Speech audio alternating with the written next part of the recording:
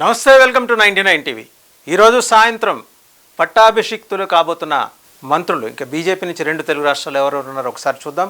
ముందుగా బండి సంజయ్ కుమార్, మున్నూరు కాపు సామాజిక వర్గం, కరీంనగర్ ఎంపీగా, పార్టీ తెలంగాణ రాష్ట్ర శాఖ అధ్యక్షునిగా ఆయన సేవలు అందించారు. అలాగే రాష్ట్ర అధ్యక్ష హోదాలో పార్టీకి జవసత్వాలు అందించిన ఘనత అయితే ఆయన సొంతం చేసుకున్నారు. వరుసగా 2వ విడత ఎంపీగా ఘన విజయం సాధించారు. 1971 జూలై 1న కరీంనగర్లో జన్మించిన బండి సంజయ్ కుమార్ సరస్వతి విద్యామందిర్లో విద్యాభ్యాసం మొదలైంది. ఆయన తొలి చదువులు అక్కడ. అలాగే మదురై కామరాజ్ యూనివర్సిటీ నుంచి డిగ్రీలో ఉత్తీర్ణులయ్యారు. 12 ఏళ్ల వయసు నుంచి కూడా ఆయన రాష్ట్రీయ స్వయం సేవక్ సంఘ్లో ఆయన బాధ్యతలు నిర్వహిస్తూ వస్తున్నారు. కరీంనగర్ మున్సిపల్ కార్పొరేటర్గా తొలిసారిగా ఎన్నికయ్యారు. 2014, 2018 అలాగే 2023 అసెంబ్లీ ఎన్నికల్లో ఆయన ఓటమి పాలయ్యారు.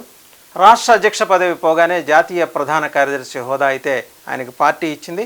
2019, 2024 ఎన్నికల్లో గెలిచారు. ఇప్పుడు మంత్రి పదవి, క్యాబినెట్ మంత్రి పదవి ఆయన సాధించబోతున్నారు.